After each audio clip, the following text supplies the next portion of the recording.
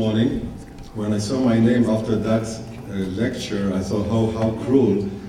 But now I feel very happy and privileged because what I'm going to show you in my presentation is concepts and theories that I've been teaching journalism students since 1974, when I took a class here from John McCarthy on artificial intelligence. I've been teaching, I'm an engineering background, and I did my doctorate in communications, and I've been teaching social science journalists in Israel for over 30 years about new media, which is not an easy subject to teach to social science students. But what I want to try to do is describe to you the concepts I'm teaching. Half an hour is another cruel aspect, but I will have to deal with that, so I will apologize for just running through a lot of slides. What you see here is some of the concepts that I'm teaching every social science student since I'm the dean of the school. They are all forced to take it. They have no escape. Even if they go to PR, to advertising, to television, they have to take my class. So we are covering it's called Introduction to New Media. We are covering, not in order of importance, digitation, data mining, artificial intelligence, cybernetics, and Doug was talking here about complexity, and I think the cybernetic concept gives us a very important tool to deal with complexity. For better or for worse, there are a lot of social problems associated. Science fiction, which I find is a very important tool for journalism students to understand the medium effect, which we relate to McLuhan, but it really began with Karl Marx. Technology assessment, and finally scientific research, which I find is the poorest tool because the development in technology is so quickly that scientific research really does not allow to really study them. So I will go briefly, this is not an order of importance. I describe to my students using this kind of chart to try to put together how these concepts are connected. And we start by, I'm giving you a whole lecture, or more than one lecture, on digitation. What digitation is all about, because today, everything that we do is being digitized, whether we use a computer or not. Of course, all human activity is digitized, medical activity, commercial, voting activity, interaction with television, with government agencies. Even if we don't punch the button ourselves, somebody is digitizing it. And I think that journalists have to understand what is digitizing is all about, what's the meaning of it. From digitation, we build huge databases, and these databases undergo data mining procedures using artificial intelligence, using neural networks, which John yesterday talked about, his book about new mind machines, which I was very sorry to read what happened to that, because I think it's a very important subject. I teach about data mining, and I teach all the students about neural networks. Then I coined 3 years ago in New Orleans, in the International Communication Association, the term personal social DNA, which I feel is being determined for all of us, and I think as journalism students should understand the meaning of that. From there we go to developing the ability to develop new social indicators, because today poor decisions are being made because of we have poor indexes that describe society at a given state, and the new data mining, the new databases, the new algorithms allow us to develop very complex indexes to describe society at a given time, which will allow, hopefully, decision makers to make better decisions. And then Doug talked about complexity. Introduction of cybernetics and understanding of cybernetics is, in my opinion, very important to journalism students, because it puts together blogging, SMS, it puts feedback and relate it to decision making, because today all big organizations, government, private, must introduce automation in order to deal with complexity, which Doug has described. The evolution is becoming, the world is becoming more and more complex. In order to deal with complexity, and not to be destroyed by it, social systems, business system introduce what we call management information system, automation. They introduce automation into decision-making processes, and this has very complex social consequences, for good or for worse. But it is being introduced whether we like it or not. And I teach my students to understand this. So this general flow chart gives the students just a real context about the concept of the digital media. Then I talk about digitation, and I show them that everything is being digitized: content, audio, video, data, digitized, display platforms, television, internet, distribution systems, optical fibers, DSL, wireless, and most important, we are digitizing the analytical tools and using the algorithms, use data mining, KDD, which is knowledge discovery from data, and simulations.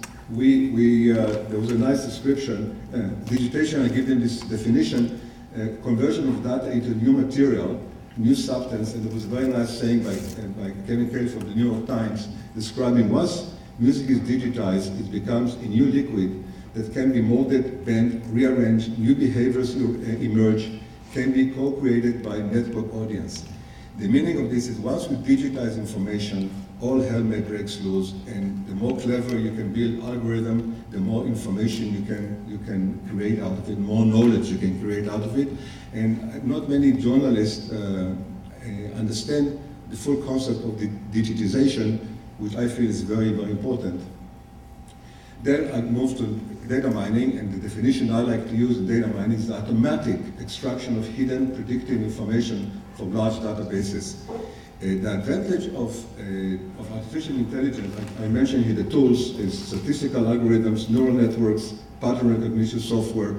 That the big advantage of artificial intelligence and neural networks is that they have the capability to take thousands of variables all at the same time and try and look for hidden connections. We as human beings, when we do research, we have to isolate a lot of variables, to try and discover how A influences B.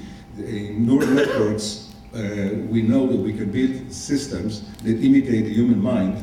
John probably can give a better lecture on this than me. We imitate the human mind, and they can handle thousands of variables at the same time and discover new knowledge. So I talk about data mining, and the important is it's automatic. It does not involve human involvement, and it's predictive. And I will show you later some examples what the prediction is all about. I also I used to run, before I became dean, in venture capital. So I've been also in innovation. I run an industry. And one of the companies that I founded, helped found, was a company called Cognifeed, where we take people and we run very simple tests, cognitive tests, and we can create a profile on them. And then this cognitive profile allows us to predict, for example, what kind of accidents people will do, even if they never sat in a car in their lives. And this is just an example of, we are digitizing the process. We have built a very sophisticated algorithm machine, and we can, within minutes, we can identify a cognitive profile for each person that does exercises which have nothing to do about driving. And this is a very good example of how digitation can allow us to predict human behavior. Today, the insurance companies interested in that, etc. So this is an example of how digitation can predict human behavior. And for me, and for my students, it's important to know that this is just one example. But the whole concept of data mining and artificial networks means that we are entering into a situation where it may be possible to predict human behavior based on their personal profile. I coined in 1974 the concept of social DNA.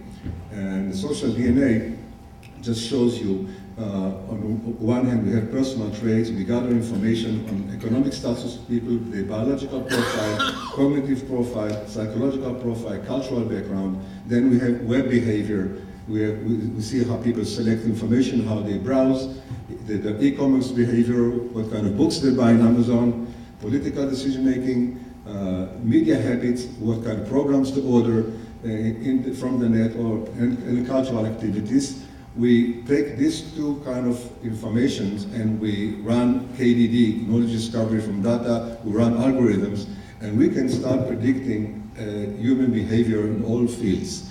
Now, this is, when I talk about it, sometimes I'm being mistaken as if I like it. I don't. But I'm teaching the students, this is happening, whether we like it or not. It's very dangerous, and, but this is a phenomenon which they have to take into account. Then, bringing back some brief summary: digitization, huge databases, data mining, social DNA. Then we go into government and big organizations because of the need for efficiency and prevention of collapse due to information overload. We introduce management information systems, customer relation management. We bring automation into decision making, and which leads into the cybernetics. And cybernetics means it's a conceptual framework that tells us, okay, we collect information from the environment. It can be social information, and then every cybernetic model has some basic elements. It has a memory, it has to have objectives. And for a cybernetic system to operate, it has to have objectives like we have in society. We have social objectives. We gather information from the public through SMSing, through blogs, and we compare automatically the status of the system that we want to get to and the present status of the system based on the indicators which we have, and then we know that we have to make decisions. And we discovered the gap between what we want to be and what the situation is, and automatically we make decisions to try and reduce the gap between the objectives and the status of the systems. And as I said before, the new digitization allows us to create new social indicators like collective self-esteem, levels of social pressures, cognitive attributes, quality decision making. So it's important for the students of journalism, in my opinion, to understand that because of the complexity, the feedback goes into these huge networks, and the feedback is used by a lot of organizations to describe the status of society and to make decisions. And there are a lot of social issues involved here. For example, if you want a social change, an automatic cybernetic system will fight against you, because those who has the power in society, they determine the objectives of the system. And the system will automatically resist new actions that will increase the gap from where you want to be and you are. So there are a lot of problems. For example, the cybernetic systems makes assumption that we are rational human thinking people or machines, and we are not. And so there are a lot of problems that goes. There's a very interesting social theory developed in the ex-Soviet Union about cybernetics and social development, and they describe there that the more complex the society becomes, you have to introduce automation. If you don't introduce automation into decision making, you will collapse. So there are a lot of theories which strengthen this kind of approach, and I think as journalism students, when they or journalistic professionals, when they view blogs, they view SMSs, they have to understand that the broad social context of where it is all acting because of the computers, the internet, the data mining, etc. Some examples of application of data mining being used today. I have example for each slide, but I will not have time. Data mining is used for text mining. For example, there are big organizations who get 100 million, 100,000 talks every day. Data mining is being used to analyze these 100,000 messages and tell the management what the customers really want. Then we have social networking devices. We have identification. You know what? I will go quickly. This is text mining. I will not go into that. Communication networking organization. We have a group in MIT who developed reality mining, where people dress clothing that includes sensors that listen to what they say and then analyze it. And this allows the company to predict effects of emerging departments, form new organizations, discover new sociograms within the organization. This was taken following the September 9/11. The American Defense Department started using data mining in a big way, using the Total Information Awareness System. This is just one example of trying to analyze social communication in organizations. Social texting, data mining used to reveal hidden communication within people. By analyzing email networks, people, if you could quickly answer my email, then I'm important. If you ignore my emails, I'm not important. And by analyzing email networks, people can develop sociograms within organizations. It's happening. This is a very good example for you as journalists. A journalist named David Burnham, from an ex-New York Times reporter, and a professor of statistics, Susan Long from Syracuse University, take huge databases that are part of the Freedom of Information Act in America. They apply data mining to all the public data, and they use these techniques to reveal and to identify major social trends before they happen. So this is a very good example of how a journalist is using these tools to uncover social trends. And I think for innovation journalists, this is very important to know that this kind of tools are available today off the shelf. They use neural networks, John, for this. The film industry is also using to decide which film to send where according to databases which they discover in different theaters. They have about 45 million box of information. And we have Nielsen just bought a company called Buzzmetrics, and it's not called, they paid 100 million for it. It's called Nielsen Buzzmetrics, and they are using data mining in order to try and listen to mainstream media, blogosphere, citizen rooms, chat rooms, and to identify trends. And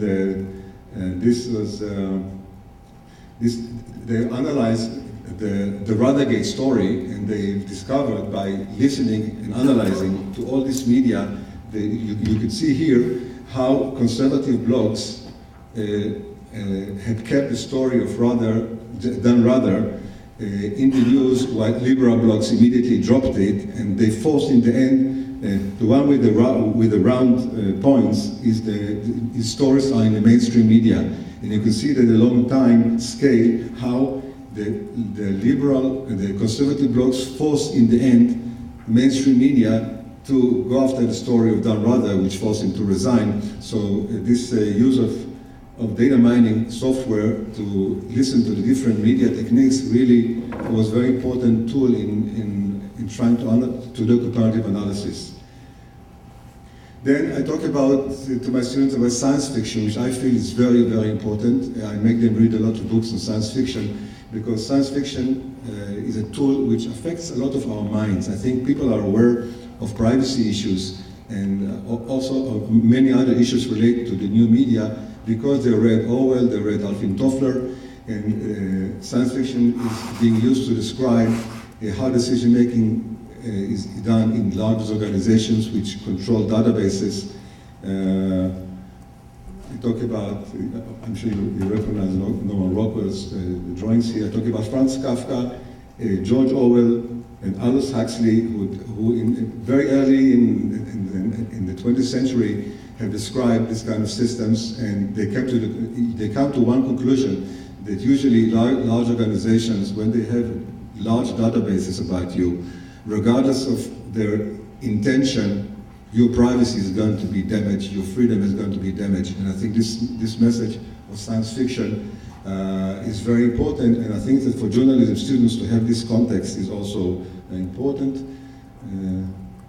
Medium is a message. McLuhan, again, is a very important field that they have to be aware, because it talks about, beginning with Marx, about technological change, which leads to organizational change, which leads to change in ideology. I think this is a very important context for analyzing innovation.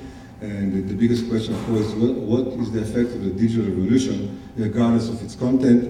We have, dating back from Victor Hugo, about he wrote the story that the book will destroy the power of the church. So far, didn't happen. And then recently, another big question which comes to mind is today a lot of things are moving to the virtual world. People are spending a lot of their time moving between real world and virtual world. Reuters enters very early into Second Life, and you go to the Second Life, you don't know if you are in the real world or virtual world. And the meaning of all this to us journalists, when we describe Second Life as journalists, I think we have to be aware of the undercurrents that what's the meaning of all of this? And I think this field, which is related to McLuhan, not justifiably so, but I think it's very important concept. There's a big talk about what will happen when people are now moving into e-books or SMSs. I'm told, listen, if you send an email, just yesterday, if you send an email to this guy, make it brief because he just looks at the emails on the BlackBerry, and so you have to be very, very brief. And what's the meaning of this? That we are beginning to communicate with each other only through BlackBerries, and I think that we could lose a lot of depth of interaction. So this also belongs to this field of thought. Then the blogosphere, there's a big, what's the meaning of the blogosphere? And the guy from Berkeley said the fracture of the Roman Empire that was mass media into a neo-feudal period where centers of power and influence are more diffuse, which means really the end of media tyranny. Is it, will the new blogosphere end the power of mainstream media? I'm not sure, and I'm dealing with new technology for 30 years. I'm not sure. I think in the end, the big media organizations are going to regroup. Now, we are getting critical on time, but I'd like to be sure that we have the opportunity for people to ask you questions before this session is over and confer with you later, because you're dealing with mainstream issues in innovation journalism. I'll come down and accept questions. And then, if there aren't any, we'll let Noam complete his presentation. It's just that we don't want to block off any conceivable part of the potential dialogue here. John, just yes, one last point. I think technological forecasting is very important as well. We talked about yesterday about hype, and I think technological forecasting is another field which I teach students what are the objectives and the disadvantage of forecasting influenced by the agendas of the forecasters. We have a lot of historical jokes about this on television and the invention of the telephone. A lot of Delphi techniques which are used by experts, and then the forecast becomes really like a joke. Okay. Now we have no questions, so you can run amok. Sorry? I can continue? How long do I have? Oh, at the very most, about 9 minutes. So I think technological forecasting is another field which I feel that students of journalism must understand, because as I said before, if I have time, I'll go back. The objective is determination of political and economic policy, but the biggest disadvantage is usually the people who are in it, who are doing the forecasting, have vested interest. And we see it in, when television was invented in 1927, the New York Times have a big title, Commercial Use in Doubt, the invention of the telephone. The chief engineer of the British Post said, we have enough messenger boys, it's good for those behind in America. Then in 1981, they took a lot of experts in telecommunication and tried to forecast for the years 85, 2000, 2015, and some nice jokes. My ex-advisor, my doctoral advisor in MIT, Ethel Solapool, when there was 100 years of the telephone, he decided to go back and to study what forecasts have succeeded over the 100 years and what forecasts didn't. And he found out, after analyzing 186 technological forecasts, that only those that took into account market analysis and really went out and ask people what do you need and how it fits your need, only these forecasts have succeeded. And when we talked about Segway yesterday, Sammy talked about Segway and this big hype that was developed, I thought to myself whether, as a journalist covering Segway when it was invented, whether then the journalists went out and did some market analysis and asked people about it. The importance of market analysis and asking the question whether really people need the invention, I think it's very important. There's a very interesting book he wrote about this, called The Focusing of the Telephone. There was peer research done using also the Delphi technique, and they tried to find out what would be the most important effects of digital technology on news and education, workplace, and all of them found out that, if you can see on the right side, the prediction was that the most affected by the digital revolution would be news organizations and publishing. Then I talked about technology assessment, which is more, it's a context that analyzes technology within social context, within what do we want to achieve from the new technology. It's also used to analyze historical developments. It really started with Karl Marx, which I mentioned before, and then in 1930s, it was this field that studied or devoted to reporting and journalism was the field sociology of science. Very little communication. You know, I started teaching in Israel in 1974 about new media, and I can tell you that until 1990, there were hardly any papers in the academic field of communication that analyzed the effects of the internet or all the digital revolution. I was really alone almost for 20 years in Israel talking about this, and people were thinking about it like about you, that I was daydreaming. And only in the 90s, the academic world woke up to start analyzing the effects of new media technologies. And so it's very, most work was done on transportation, not on communication. And finally, when I was here in 1970, I did the first paper on designing a political analysis for for a two-way home terminal. It was published by Columbia, but the work was done here at Stanford. I designed a screen that allowed people to react to information, and I studied what kind of dynamics develop. And this drawing was done here in 1970.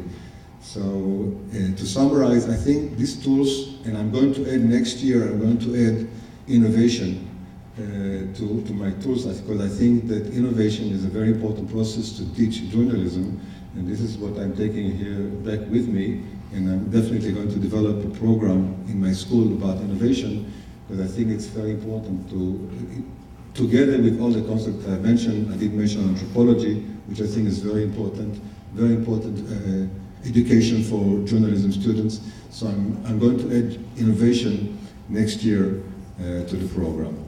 Thank you very much. Now, please stay for a moment.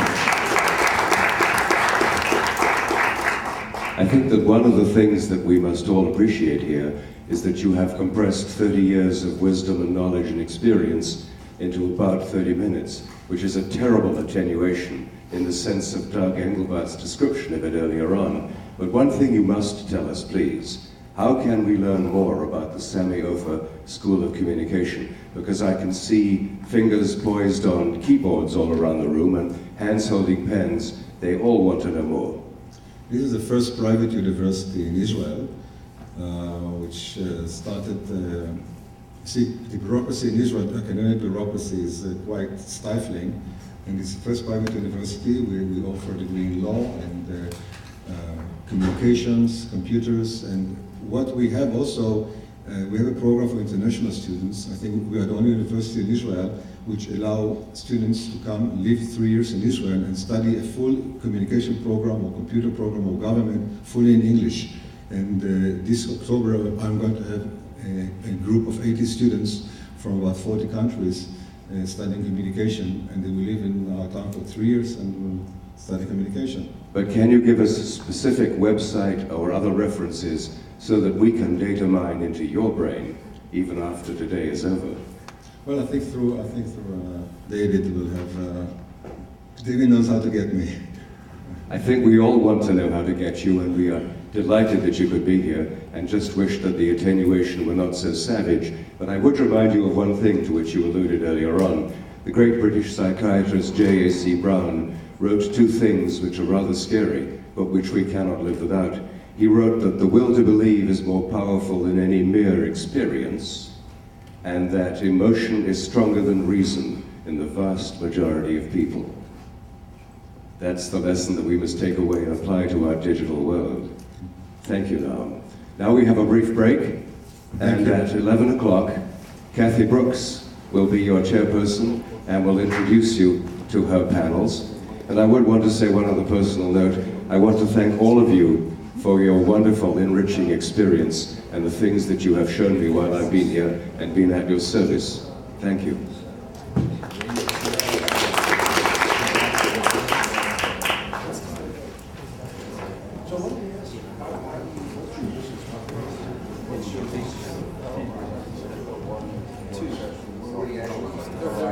שאתם יודעים.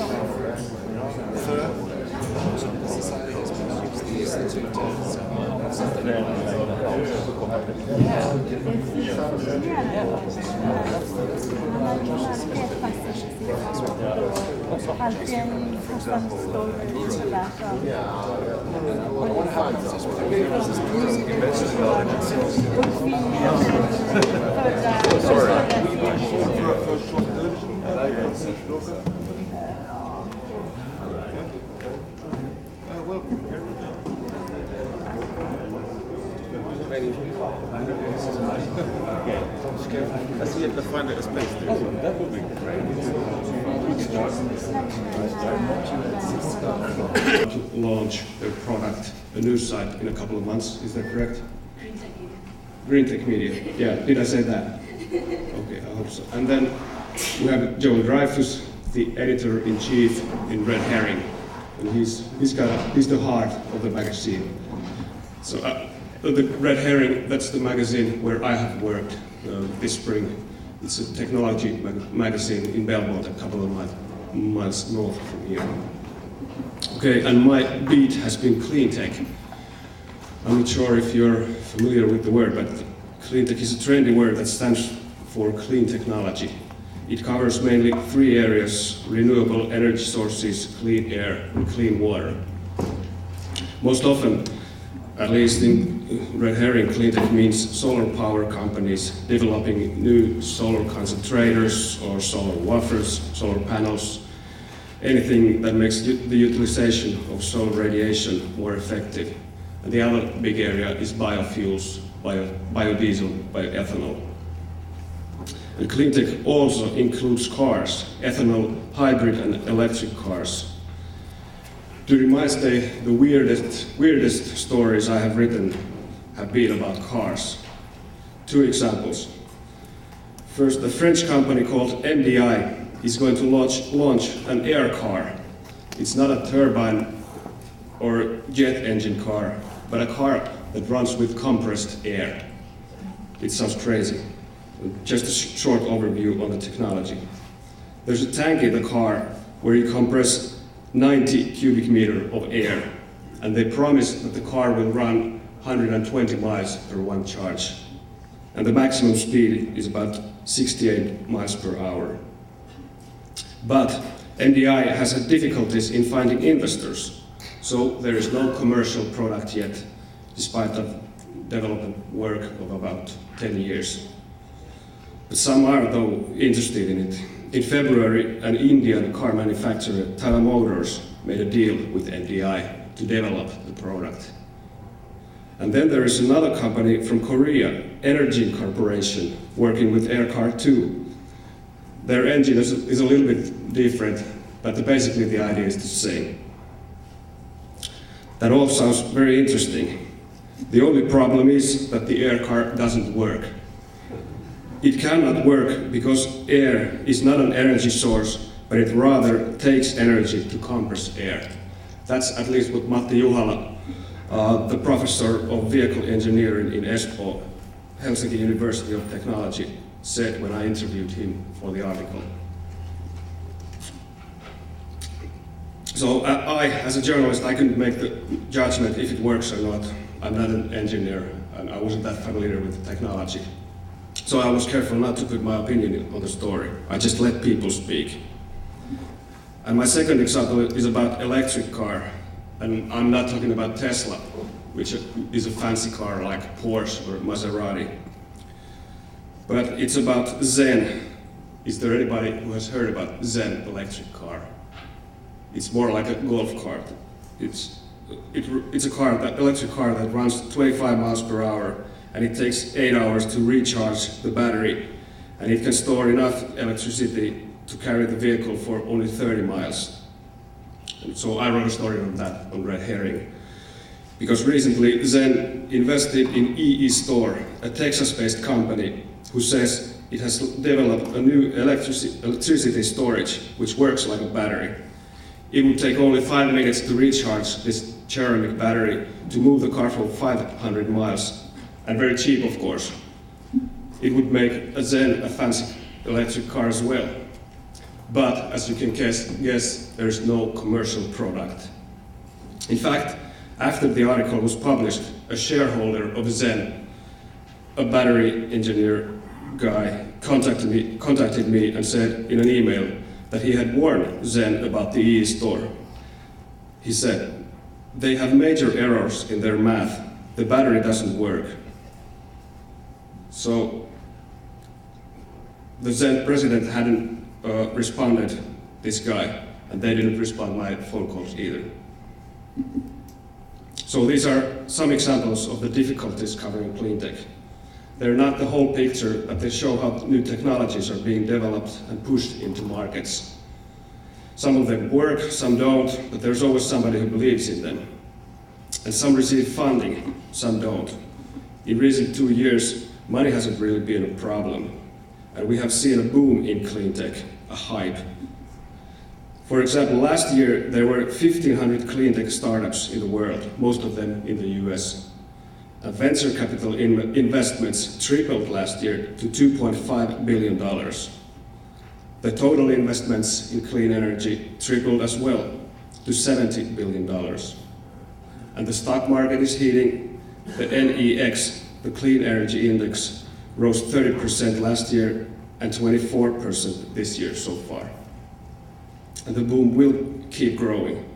Biofuel, wind, solar, and fuel cell businesses are now $60 billion altogether. It's expected to grow to $230 billion in 10 years. What does this mean to journalists? At least the boom can be seen in the newsstands. Red Herring, where I work, publishes clean tech articles daily. Every newspaper has its green pages now.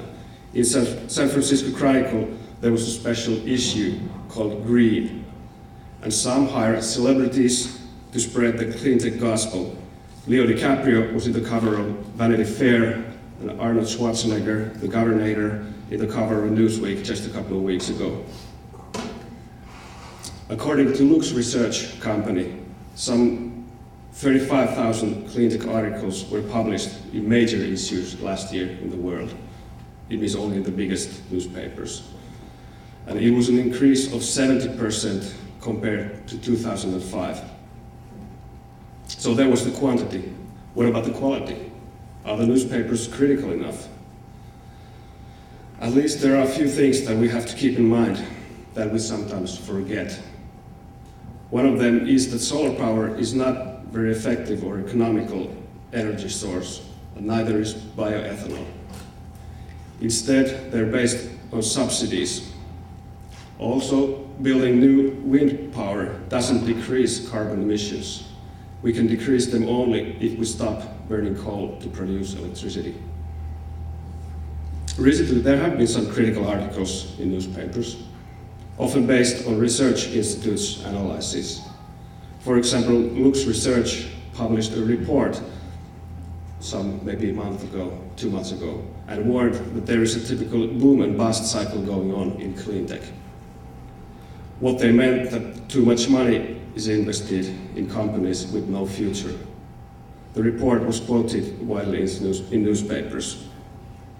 Also, New Energy Finance, a research company, warned about the bubble a couple of weeks later, and that article gained some publicity as well.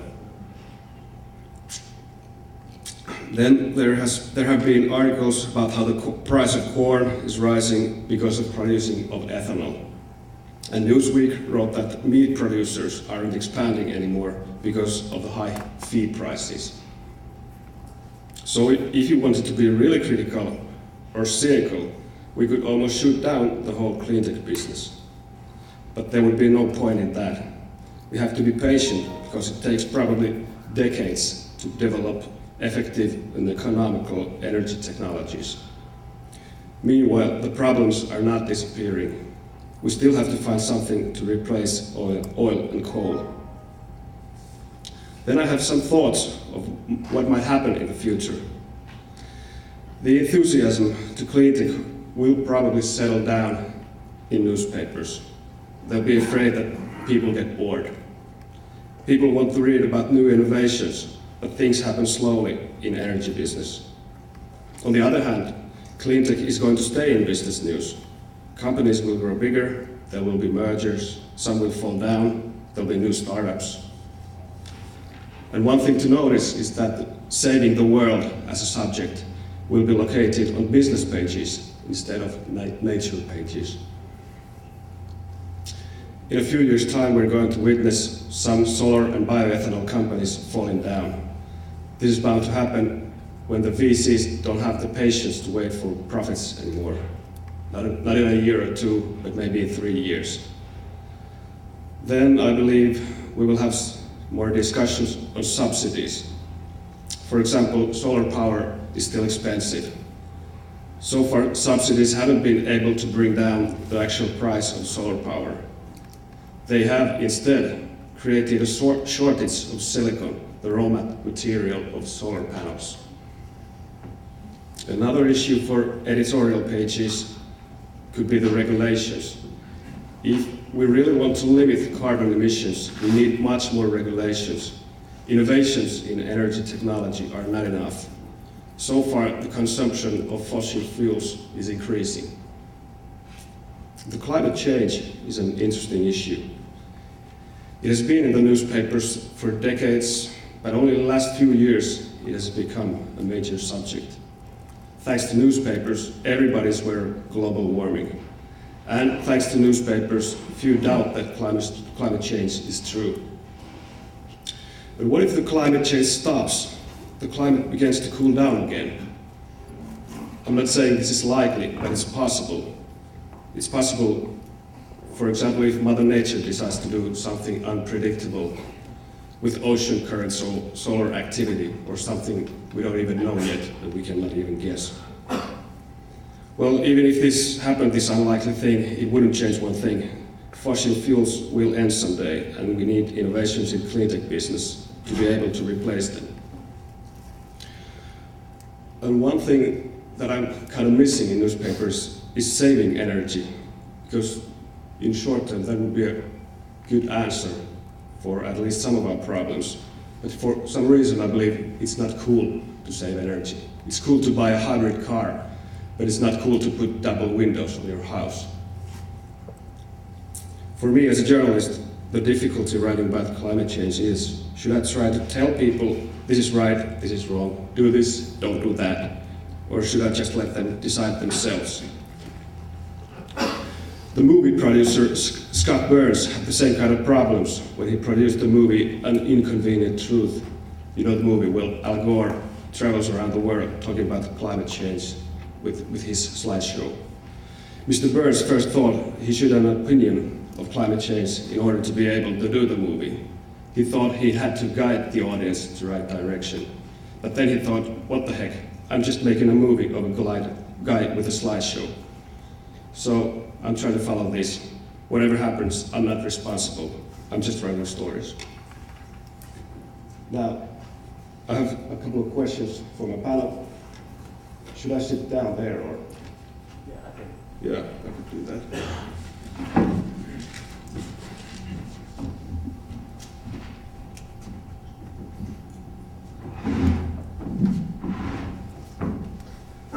First, is this on? You can hear me. Okay. First, about the clean tech boom in newspapers. Do you think that will settle down in a couple of years or not? I've seen so many of these technology trends, I think I can say something about it. There's always the euphoria, you know. There was a period when Bobby Fischer was winning chess matches that every newspaper had a chess column. So it's not true that papers don't change. They follow fads or what they're actually really interested in is the possibility of advertising to support that editorial. Although, you know, we don't usually talk about that, but that's why we do clean tech sections. It's not because they're worried about global warming as much as the possibility of additional revenue while informing a public, a noble task. But let's not forget the advertising. The problem is right now that clean tech is primarily a lot of small companies that can't afford newspaper advertising or even technology magazine advertising. I'm sorry, Jennifer, you guys are going to have a tough time. But the other part is the big companies, people don't really trust them. We don't really believe BT is green. You know, we think there's some motive behind it all.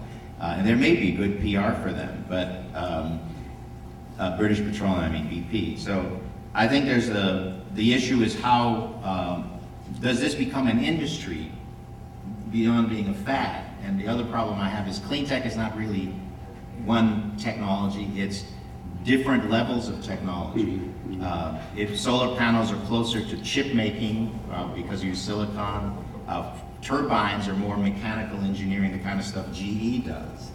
It's not terribly high tech, but it's interesting technology. So we have a lot of different things. Then you go over to the fuel stuff and you're talking chemical engineering basically with the biofuels and petroleum engineering with some of the alternative fuels. So they're really different technologies that require different scales of investment and different types of entrepreneurs. So I think it's some of it will survive, some of it will not. Some of it will become part of mainstream coverage, I think. Yeah. What about Jen? I think that right now there definitely is a lot of clean tech news in newspapers and in magazines. I mean, I was on a panel last week with a guy from Fortune and a guy from the Wall Street Journal, and they basically were saying that they can do no wrong when they're writing about clean tech and clean energy. Their editors just eat it up. They just want to, they would publish several stories a day. And I mean, I do think that will change somewhat, but I think that it's important to remember that journalists really are looking for some kind of element of surprise.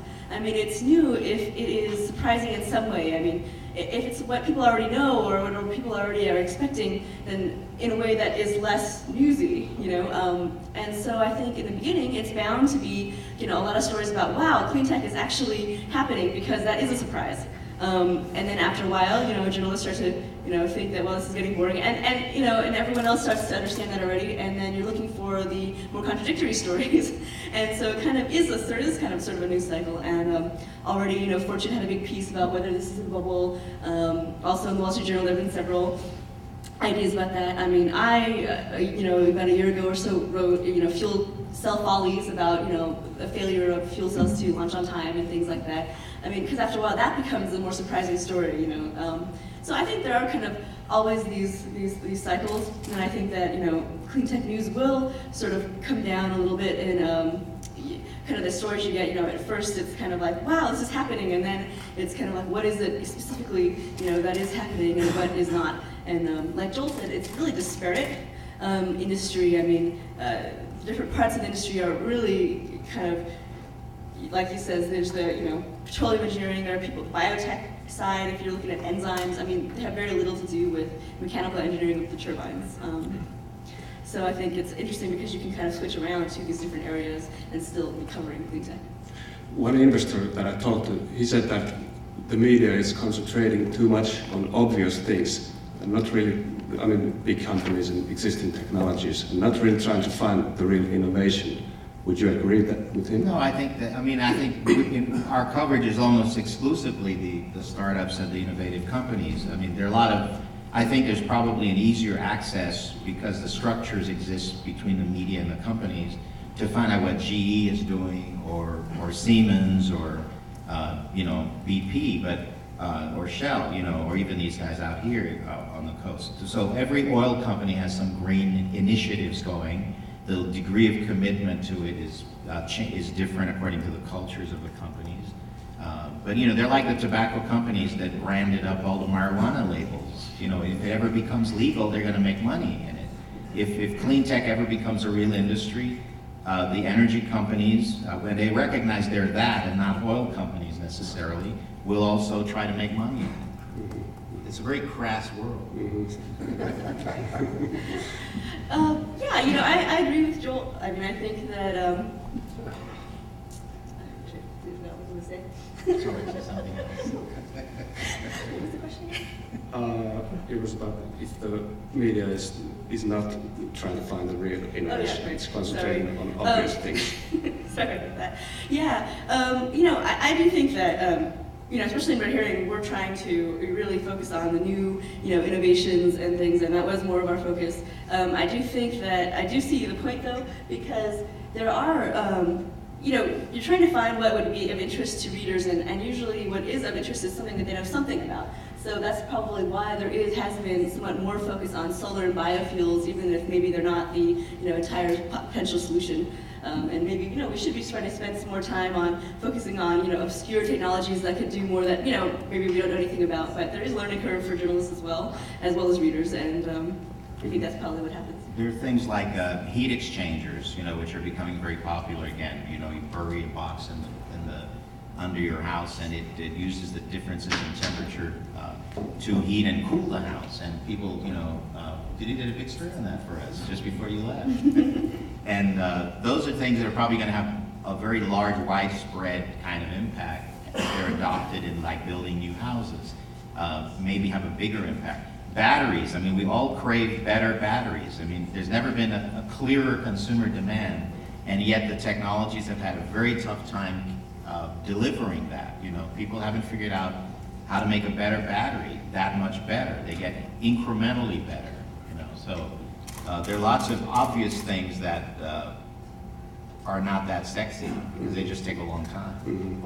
Yeah, I did a really quirky story on flywheels, and how they, had come from these beginnings where people thought they should be in cars, and then now they're made really big, and they're trying to put them in, utilities to back up, that kind of thing. This is not sexy stuff, but it was interesting, I thought, because, it wasn't usual, and it wasn't something that people were writing about at the time.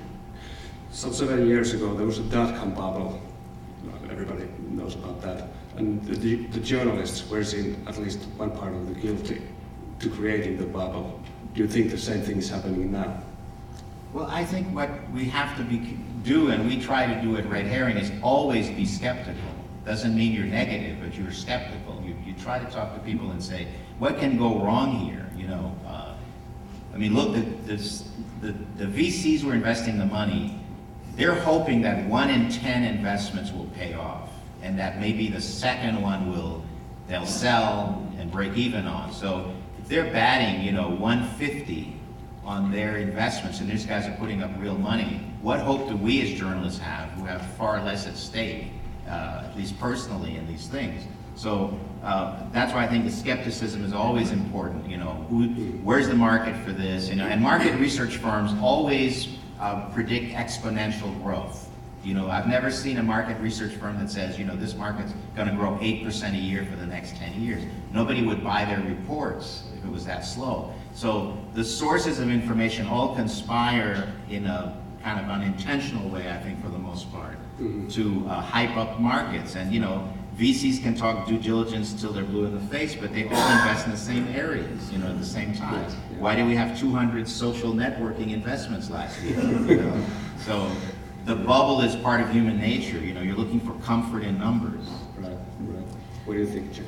Well, I do agree. I think that as journalists, it is our responsibility to be skeptical, and definitely something I try to do. And Joel never let me run a story without any skepticism in it. So it's pretty easy to be a devil's advocate. At the same time, I do think that journalists are reflective of the society at large. And so, when the society tends to be, excited about something, a lot of the journalists are as well.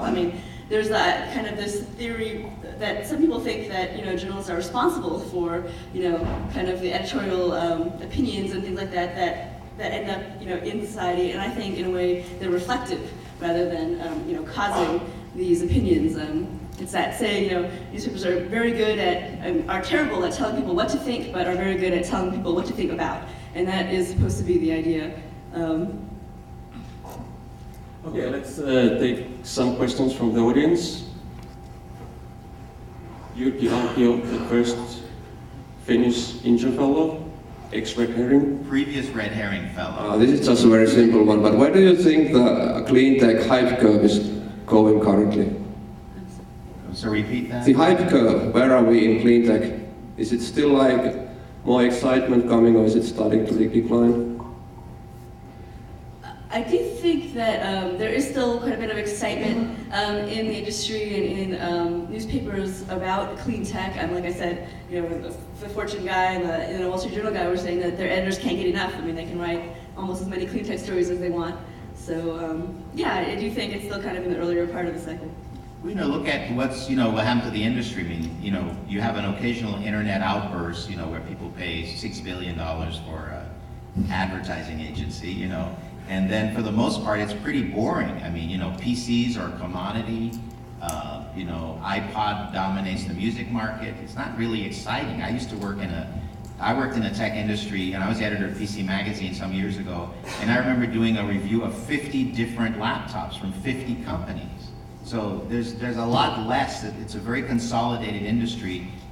Frankly, the innovation is slow in a lot of parts of the industry. So we look to the new stuff to have something new to write about. It's not exciting to write about a new laptop that costs $50 less than the last model. I think the clean tech companies here, they're kind of expecting for regulations. They believe that in the United States there'll be regulations too after the presidential election. Regulation of the clean for the carbon emissions. Sorry, I didn't say that. Yeah. Okay, thanks. Regulation for the carbon emissions, which would make it more profitable for clean tech business. Hi, my question would be to the role of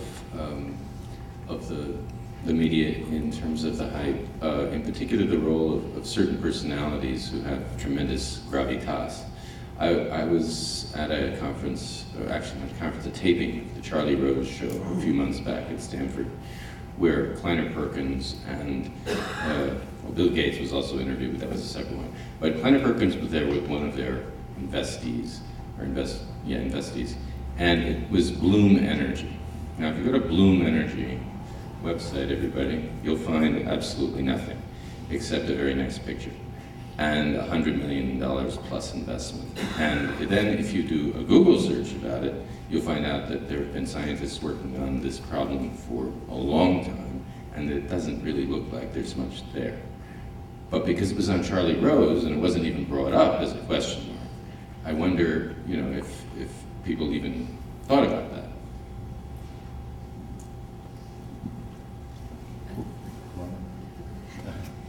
Well, I think if anybody invests $100 million in anything, it's worth looking into to find out about it. At least we would. We'd say, wow, they got $100 million. That's real money even today for VCs. So there may be something there. Energy investment tends to, some of the areas are very high capital intensive. I'm not sure, are they solar? It's a fuel cell company.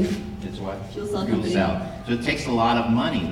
But I think the right question is, what's the technology? What's unique about it?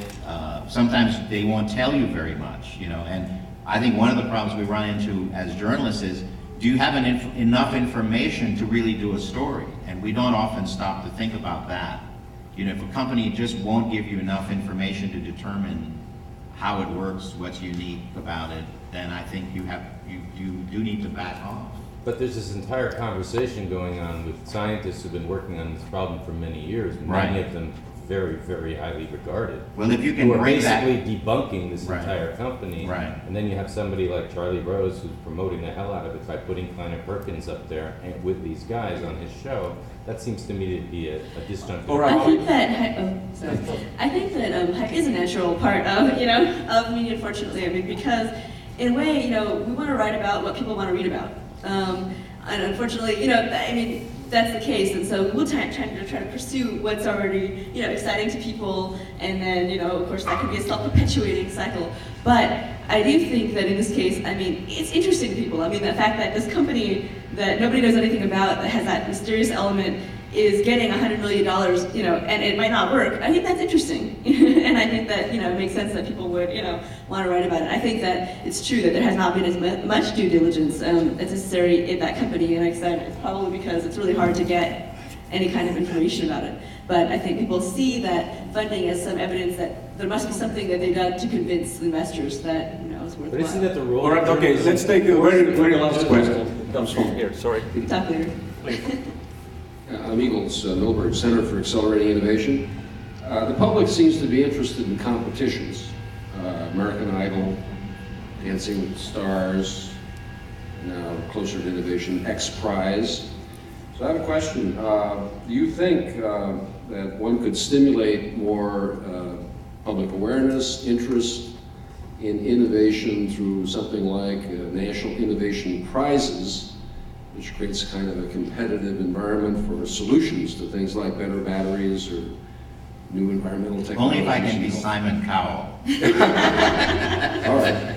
But anyway, there's a lot of interest in Washington, D.C. about not looking just at the supply side of innovation, meaning, you know, more R&D and more technology, funding and so on.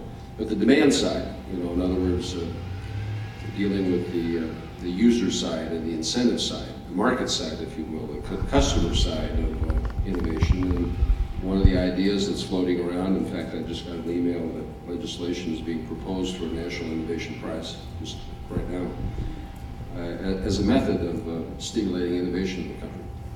And I'm wondering about the journalistic and media interest in prizes, is really the question. Well, there are a whole lot of competitions out there already, and we do write about them. I think the challenge is a lot of them, you know, are in some way either regional or, you know, or local, which, you know, then is not, you know, interesting to the majority of our audience, or the prize is not very big, and you know, it doesn't stand out from all of the other competitions out there. I mean, I think $2 to $30 million prizes. 2 million, a little bit less. You know, $30 million a bit more. You know, I mean, it just kind of depends. I mean, there's already a big, you know, like contest, for instance, in California. You know, like the Clean Tech Innovation, was it Clean Tech Open? And you know, there's also, and that's, you know, it could be a bigger prize. There's also CalCEF, you know, has one now that's fairly big. I mean, we wrote about them because they were about the biggest prizes, you know, in the industry at the time. So that kind of, that the size of the prize and the amount of, you know, basically what you get if you win, you know, and who you're able to get to compete is a big part of determining, you know, who will cover, you know, the competition. And also, obviously, I mean, where you're located will also help in some way. I'm a little skeptical of sponsored innovation. You know, I'm not sure why we need that. The venture capital entrepreneur model seems to work reasonably well. I mean, people, $25.5 billion invested in the US last year, $5 billion in Europe. I mean, there's a lot of money looking for innovation already. And one of the reasons we have bubbles is there are not enough bright ideas that surface that are commercially investable, at least in the opinions of the VCs. So maybe the seed money, early stage money, to me is much more important and interesting to get new ideas off the ground than some kind of government sponsor or even some kind of prize-driven innovation award. Those big awards usually tend to be given after the fact, you know, like a Nobel Prize, you know.